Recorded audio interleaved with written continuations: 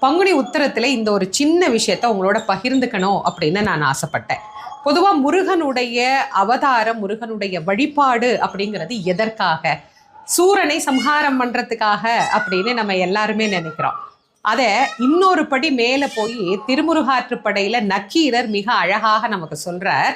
உலகம் உவப்ப வலம் ஏர்பு திரிதரு பலர்புகழ் ஞாயிறு கடற்கண்டாங்கு அப்படின்னு ஆரம்பிக்கிறார். உலகமே உவப்ப, உலகமே மகிழ்ச்சி அடைய அவதாரம் செய்தாரா.